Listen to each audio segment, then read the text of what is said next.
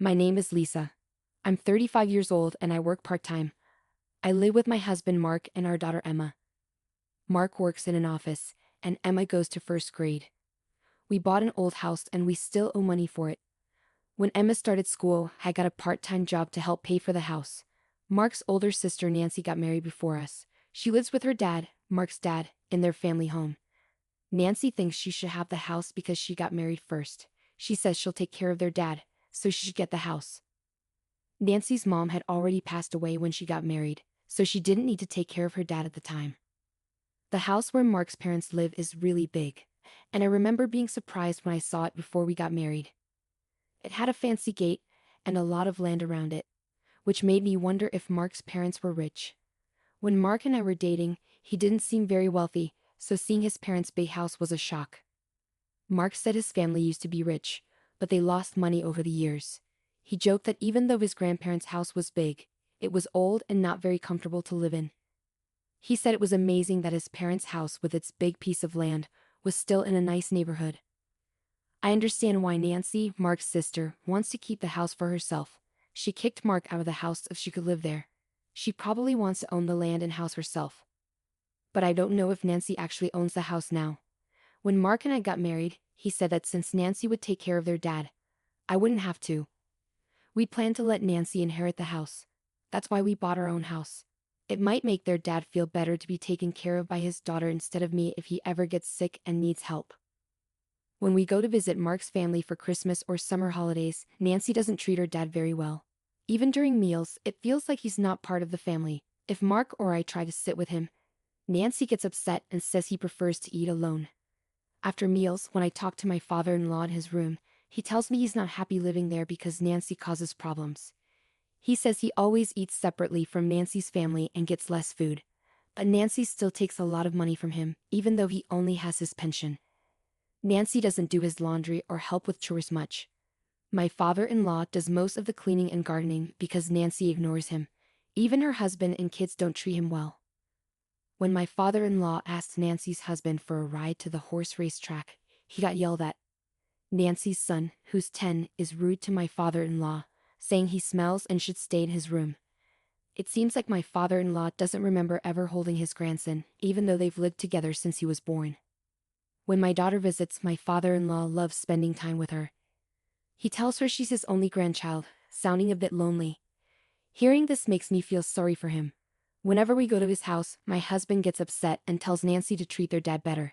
But Nancy gets angry with my husband, accusing him of trying to take the house away from her. I won't let anyone take this house, my husband insists. It's worrying how much Nancy cares about the house. Then, my father-in-law had a fall at home. The house isn't set up for elderly people, and he tripped over a small step, breaking his right hand. Luckily, he didn't have any other injuries and didn't need to go to the hospital, but it's hard for him to do anything without his right hand. When we visited him, we were shocked to see how weak he'd become. Not only can he not use his right hand, but he can hardly move his feet and clearly needs help. But Nancy's family completely ignores him and doesn't take care of him. He can still manage to get to the bathroom by himself, but eating is really hard for him. My husband confronted my sister-in-law right away. "Why aren't you looking after Dad?" But she didn't seem to understand why he was upset and just laughed it off. A broken hand is no big deal. He can walk by himself, and he's not complaining. It seemed like my father-in-law, used to being ignored, couldn't stand up to my sister-in-law, and she probably knew it. My husband was even more angry. "Isn't it obvious we should take care of our parents?" When he said that, my sister-in-law smirked and said, "You can take care of Dad. I don't want an old man with hardly any money." I was furious at how my sister-in-law could talk about her own father like that. She even said, taking care of a father who only gets a small pension isn't worth it. Her words were so mean that I lost my temper and spoke up. "Fine, we'll take care of him. He won't heal properly if he stays here." My husband agreed, and we decided to take my father-in-law and leave his house right away. While we were packing up my father-in-law's things, my sister-in-law started saying we couldn't have the house just because we were taking care of Dad. She cared more about the house than her own father and didn't have much else to say.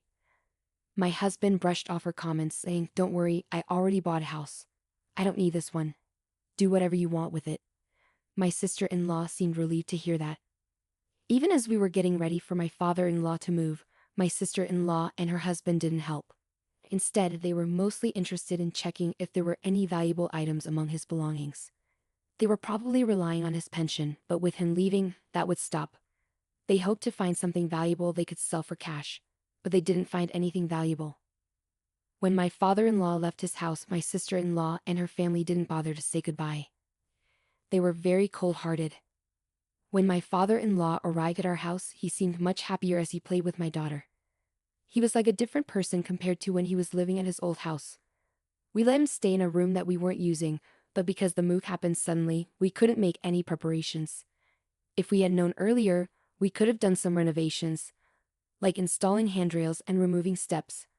I said to my father-in-law, feeling sorry that we weren't fully prepared, "I'll install the handrails later."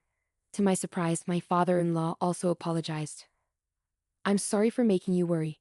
I wonder if $200 million will be enough to take care of me and my horses." I couldn't help but laugh. Was my father-in-law making jokes now? He seemed much happier since moving in with us. "Horses?" I chuckled, knowing it was unlikely. "I'm not sure how much it costs to take care of horses, but taking care of you will probably cost more." I couldn't understand why my father-in-law brought up horses, but his joke seemed way over the top, like something a wealthy person might say. But when I saw his worried face after my response, I started to worry too. He asked, "Does taking care of a person really cost that much?" "All I have left is $200 million. Looking at his serious expression, I realized he wasn't joking earlier. I panicked and tried to explain that my previous comment was just a joke. $200 million is more than enough. It's actually too much. I rushed to my husband to ask about the horses and the $200 million. He was just as confused, but then he remembered something about his grandfather being a landowner. "Remember how I told you my granddad was wealthy? Maybe Dad used to own horses." My husband and I decided to talk to my father-in-law to get the full story. It turned out that he had been owning horses for years, and his trips to the racetrack were actually to check on his own horses, not to bet. He had kept this a secret from his family, so my husband and his sister had no clue about it. Now, with his broken hand and thinking about his future, he worried that if he mentioned owning horses and having $200 million in assets, his daughter and son-in-law might demand it all. He got concerned when I mentioned making home modifications, thinking it might trigger their demands. That's why he decided to tell me about his horse ownership and finances. Understanding the situation, my husband reassured his father, saying, "I'm not sure how much it costs to take care of horses. If you've got $200 million, you should be okay. We'll handle your caregiving expenses, so don't worry about it." His confident words reassured me too. After checking with the person who had always looked after the horses, we made sure there wouldn't be any issues, and we'd put the horse matter to rest. Now that I knew my father-in-law was quite wealthy, I started to see him in a different way. I couldn't help but think that his daughter, who had kicked him out despite his wealth, would regret it once she found out the truth. The idea of her regret brought me some satisfaction. Since my father-in-law moved in with us, our lives had changed. It was busy juggling my part-time job and taking care of him, but my husband helped, and we managed. Having my father-in-law at home brought a new companion for my daughter, and he seemed happier too. His walking had improved since he moved in, and even though we hadn't finished the home modifications yet, he could walk slowly with a cane. Although his broken hand hadn't healed yet, he was practicing eating with his left hand. In his old home, my father-in-law didn't move around much because his nephew would complain whenever he left his room. Even when he tried to go to the racetrack, his son-in-law would seem annoyed. This lack of activity might have contributed to his muscles weakening and his fall. On sunny days, he enjoyed going for walks with my daughter. I had been so focused on my father-in-law's recovery that I hadn't thought much about my sister-in-law. However, 3 months after my father-in-law moved in with us, my sister-in-law called in a panic. "Is Dad there? If he is, get him on the phone right away." But at that moment, my father-in-law was out for a walk with my husband and daughter. When I told her that, she got even angrier. "You knew, didn't you? You knew that house was rented. That's why you took Dad to cause problems for us." I was confused by what she said. She seemed to be suggesting that their house was rented, but she had always boasted that it was theirs. While it might still be in my father-in-law's name, calling it a rented house didn't add up. As I struggled to respond, my sister-in-law became even more upset. Some man claiming to be the landlord of our family home showed up, saying I'm behind on rent and that I need to either pay up or leave. I was even more confused when she mentioned the landlord of the in-laws' home. Shouldn't it be my father-in-law? Did he go to collect rent for my sister-in-law? Just then, my father-in-law returned, so I quickly explained the situation and had him answer my sister-in-law's call. With a hint of anger in his voice, my father-in-law spoke to the daughter who had driven him out of his own home. Weren't you told that the house was rented? That house belongs to the company where my father was the CEO. I've been paying the rent until you kicked me out. My father-in-law sounded distant, and my sister-in-law, sensing his anger, shouted from the phone, I haven't heard anything about this. I'm coming over right now, so wait for me. About 30 minutes later, my sister-in-law and her husband arrived, looking flushed and surprised to see my father-in-law walking on his own. But there were bigger issues to address as my sister-in-law erupted once more. I thought the land and house belonged to you, Dad. Did you deceive me? My sister-in-law's husband asked. All that aside, can you please pay the rent? If you don't, we'll be kicked out of the house. My father-in-law laughed it off. Why should I pay rent for a house where I'm not living? After you guys kicked me out, don't you think that's a bit too much to ask? Unable to respond to my father-in-law's reasonable statement, my brother-in-law fell silent. This time, my sister-in-law began to speak. Dad, were you planning to make us struggle from the beginning? You seem far more energetic than when you were living with us, even though you pretended to be injured. To address my sister-in-law's strange accusation, I intervened. That's because he's been doing rehabilitation exercises every day, working on walking, and practicing using his injured hand for eating. My father-in-law chimed in, reinforcing my words. I actually think being kicked out by you guys was a blessing. Since I came to live with Mark, we all eat together, and I'm never made to feel like a nuisance. Upon hearing this, my sister-in-law and her husband fell silent, their jaws clenching shut. Then, right on cue, my daughter came and unwittingly revealed my father-in-law's true status. Grandpa, your horse is going to race in the next horse race, right? My father-in-law grinned and replied, yes, it'll be in this Sunday's race. Why don't we go watch it together? My daughter happily dashed off, but my sister-in-law and her husband seemed to grasp the significance of this.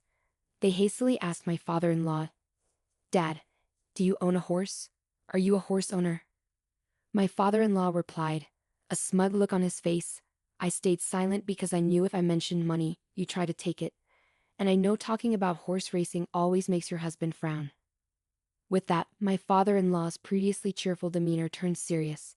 His intimidating expression sent shivers down my spine. And as he began to speak slowly, the tension in the room intensified. I no longer consider someone like you, who disrespects your own father, as my daughter. I knew you only moved in with me for the inheritance. Caught off guard by my father-in-law's stern words, my sister-in-law was visibly stunned. With the final blow, my father-in-law declared, you won't get a single cent of my inheritance. Upon hearing this, my sister-in-law appeared shocked and stumbled backward. Her husband, who had been trying to support her, looked defeated and left the room. The rent for my father-in-law's house was a hefty sum, and it was impossible for my sister-in-law and her husband to afford it. So inevitably, they had to move out. I had no idea that my parents-in-law's house was rented, and my husband didn't know either. He later confirmed it with his father. After moving out, my sister-in-law, who had been spending money recklessly without worrying about rent, suddenly found herself in a financial crisis. Their spending habits were hard to break, and they started relying on credit cards to make ends meet, which only resulted in mounting debt. I heard that my sister-in-law and her husband, unable to rely on my father-in-law anymore, moved to her husband's parents' house. But I'm not sure what happened after that. Meanwhile, things have been going well for us since we started living with my father-in-law. My father-in-law, who had previously broken his hand, healed well, and his legs and hips became stronger to the point where he could do everything on his own. He's now so energetic that he goes jogging with my daughter.